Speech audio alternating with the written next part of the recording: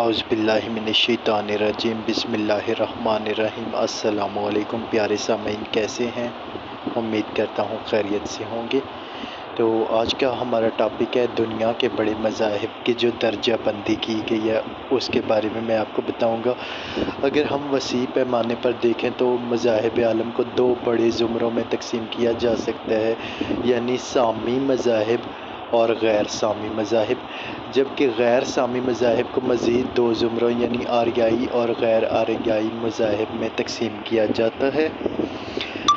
سامی مذاہب جو ہوتے ہیں وہ مذاہب ہیں جو سامیوں میں ظہور پذیر ہوئے۔ انجیل کے مطابق حضرت نوح علیہ السلام کے ایک بیٹے کا نام سام تھا، ان کی نسلیں سامی کہلائیں۔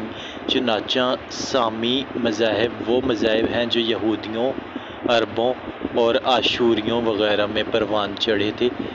یہودیت، مسیحیت، اسلام اہم اور بڑے بڑے سامی مذاہب ہیں۔ یہ تمام مذاہب پیغمبری مذاہب ہیں اور ان آسمانی ہدایات پر اعتقاد رکھتے ہیں جو خدا نے پیغمبروں کے ذریعے زمین پر اتاری۔ دوسرے نمبر پر ہم دیکھیں تو غیر سامی مذاہب ہیں۔ جیسا کہ میں نے پہلے بتایا کہ غیر سامی مذاہب کو مزید دو قسموں میں تقسیم کیا جاتا ہے، آریائی اور غیر آریائی مذاہب۔ آریائی مذاہب ایسے مذاہب ہوتے ہیں یا دین ہوتے ہیں جن کی ابتدا آریائی قوم میں ہوئی۔ آریائی ان اقوام کو کہا جاتا ہے جو بہت طاقتور تھے اور ہند یورپی زبانیں بولتے تھے۔ یہ دوسرے ہزاریے کے پہلے نصف تک ایران سے لے کر شمالی ہندوستان تک پھیل گئے تھے۔ اب آریائی مذاہب کو مزید دو اقسام میں بانٹا جا سکتا ہے۔ جو پہلی ہے وہ ہے ویدک اور دوم جو اس کی قسم ہے وہ ہے غیر ویدک۔ ویدک مذاہب عام طور پر ہندو مت اور برہمنیت کے نام سے پکارا جاتا ہے، جبکہ غیر ویدک مذہب میں سکھ مت، بدھ مت اور جین ازم وغیرہ شامل ہیں۔ تقریباً تمام آریائی مذاہب میں پیغمبروں کا تصور موجود نہیں۔ اس کے متعلق میں نے پہلے بھی ہندوازم پر کچھ ویڈیوز بنائی ہیں، تو اس میں ویدک کے مذہب ہندو کو ڈسکس کیا گیا ہے۔ اب میں یہاں آپ کو بتاتا ہوں کہ زرتشتی مذہب ایک آریائی مگر غیر ویدک مذہب ہے جس کا ہندو مت سے کوئی تعلق نہیں، اور اس کا دعویٰ ہے کہ یہ پیغمبرانہ مذہب ہے۔ غیر آریائی مذاہب جو ہیں ان کے دین کی ابتدا مختلف جگہوں پر ہوئی۔ کنفیوشزم اور تاؤزم کی سرزمین چین ہے، جبکہ شینٹو مذہب جاپان میں پروان چڑھا۔ ایسے کئی غیر آریائی مذاہب میں خدا کا تصور موجود نہیں۔ انہیں باقاعدہ مذہب کے بجائے اخلاقیاتی تعلیمات کے نظام کہنا زیادہ مناسب ہوگا۔ مذہب میں خدا کی درست ترین توجیہ جو ہوتی ہے، کسی بھی مذہب کو اپنانے کے لیے مطلب یہ جو ضروری چیز ہوتی ہے، خدا کے تصور کو صرف اس کے پیروکاروں کے عمل سے نہیں جانچا جا سکتا۔ لوگوں میں ان کی مذہبی کتابوں سے عدم واقفیت تمام مذاہب میں ایک عام سی بات ہے۔ اس تناظر میں یہ بہتر ہوگا کہ کسی بھی مذہب میں خدا کے تصور کو اس کی مقدس تحریروں کی روشنی میں دیکھا جائے۔ جیسے کہ میں نے آپ کو قرآن کے متعلق بتایا کہ اس کی مقدس تحریریں، یا پھر وید کے متعلق بتایا جس میں ایکم اوادیتیم تسی پرمتاستی، خدا ایک ہے، اس کا کوئی شریک نہیں۔ قرآن میں میں نے بتایا قل ہو اللہ احد، کہو اللہ ایک ہے۔ اب ہم دیکھتے ہیں آگے، اب ہم دنیا کے جو اہم دین ہیں، مذہب ہیں، ان کا تجزیہ کریں گے اور دیکھتے ہیں کہ ان کی مقدس تحریریں خدا کے تصور کے متعلق کیا کہتی ہیں۔ اب ہندو مت میں جو خدا کا تصور ہے، ہندو مت تمام آریائی مذاہب میں مشہور ہے، ٹھیک ہے۔ ہندو در حقیقت ایک فارسی لفظ ہے، اس کے معنی ان لوگوں کے ہیں جو وادی سندھ سے آگے کے علاقوں کے رہائشی ہیں۔ تاہم عام بول چال میں ہندو مت کی اصطلاح ایک لبادے کی طرح ہے جو مجموعہ عقائد کے لیے استعمال کی جاتی ہے۔ ان میں سے اکثر عقائد وید، اپنشد اور بھگود گیتا سے اخذ کیے گئے ہیں۔ ہندو مت میں خدا کے لیے رائج عمومی تصورات جو ہیں وہ ایسے ہیں کہ دین کے طور پر لیا جاتا ہے ہندو مت لفظ کو، ٹھیک ہے، جس میں کثرت خدا کا تصور ہے، ٹھیک ہے۔ در حقیقت بہت سے ہندو اس کی تصدیق کرتے ہیں، وہ کئی ایک خداؤں پر اعتقاد یعنی یقین رکھتے ہیں۔ کچھ ہندو 3 خداؤں جبکہ بعض ہندو 330 کروڑ خداؤں پر یقین رکھتے ہیں۔ اس کا میں آپ کو مثال دوں کہ اگر سورج کی تپش سے وہ گرمائش محسوس کرتے ہیں، وہ کہتے ہیں یہ خدا ہے، ہمیں گرمی کا عذاب دیتا ہے۔ اگر سمندر انہیں لے ڈوبے تو وہ کہتے ہیں کہ سمندر ایک خدا ہے۔ مطلب ان کے 330 کروڑ خداؤں کو مانتے ہیں، ٹھیک ہے۔ جس چیز نے اسے ذرا سا نقصان پہنچایا وہ اسے خدا کہہ دیتے ہیں۔ اب ایک ہندو کو صرف اور صرف ایک خدا کی ہی عبادت کرنی چاہیے۔ خدا کے تصور کے بارے میں ہندو اور مسلمان میں سب سے بڑا فرق یہی ہے کہ ہندوؤں کا ایک عام عقیدہ ہے، وہ ہے پینتھیزم کے قائل ہیں یہ۔ ہیما اوسٹ یا پینتھیزم کائنات پرستی کا یہ نظریہ اسے کہتے ہیں۔ ہر چیز خواہ وہ جاندار ہو یا بے جان مقدس اور الہامی ہے۔ اس لیے ہندو درختوں، سورج، چاند، جانوروں اور حتیٰ کہ انسانوں کو بھی خدا کا پوتر کہتے ہیں، ٹھیک ہے۔ یعنی عام ہندو کے لیے ہر شے خدا ہے۔ اس کے برعکس اسلام کہتا ہے وہ خود کو اور اپنے اطراف کی اشیاء کو خدا کی تخلیق سمجھے، خدائی صفات والا سمجھے۔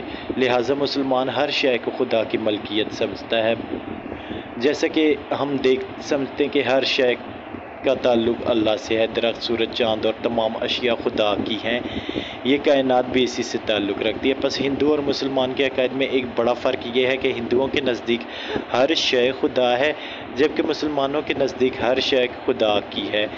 قرآن مجید میں یہی بات بتائی گئی ہے۔ تو سب سے پہلی مشترک بات یہ ہے کہ ہم کسی کی عبادت نہیں کرتے سوائے اللہ کے۔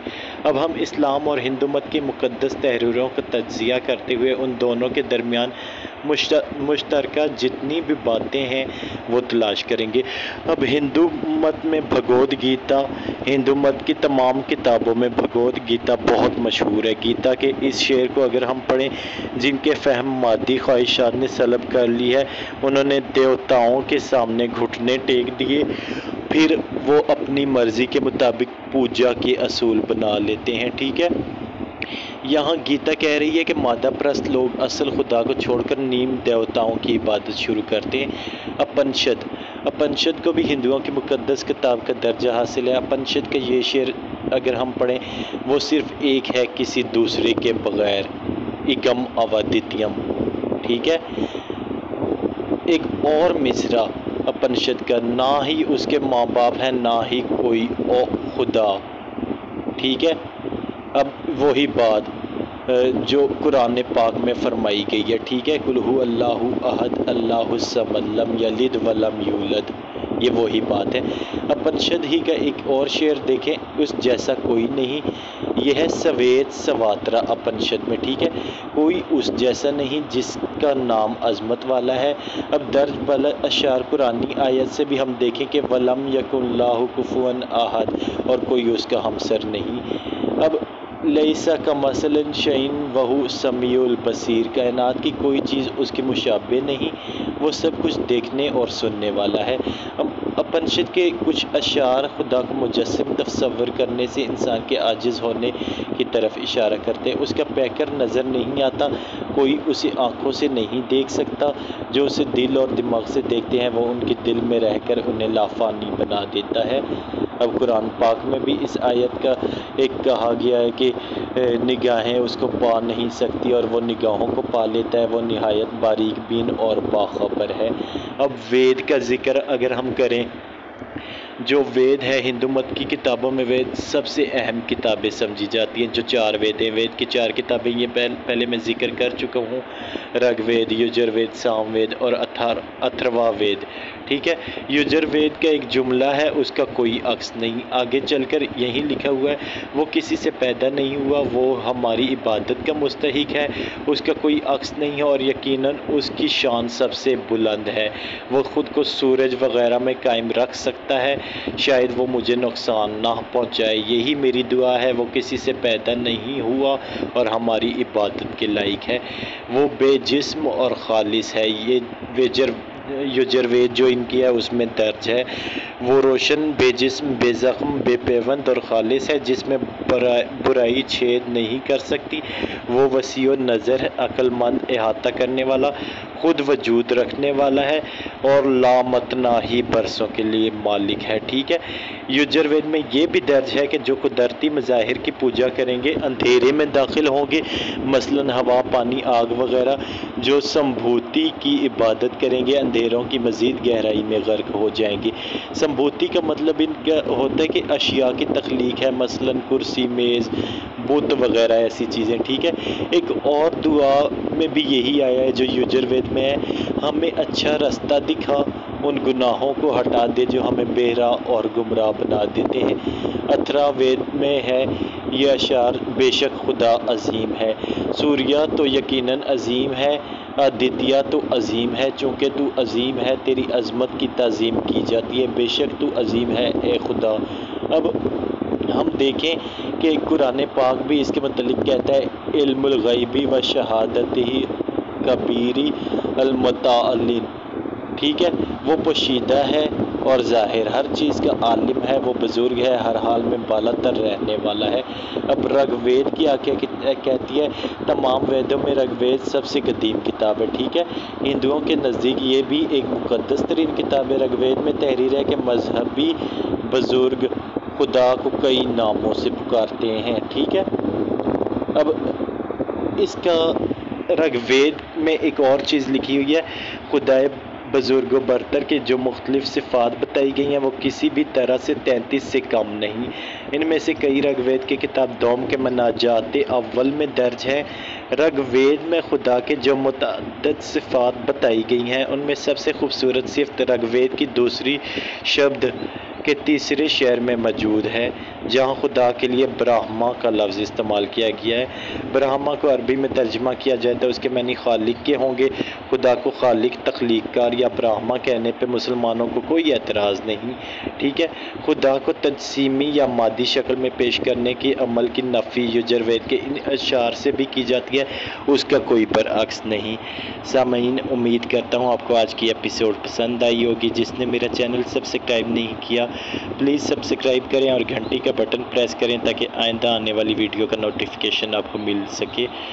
اپنا بہت خیال رکھیے گا، اللہ آپ کا حامی و ناصر ہو، اللہ حافظ۔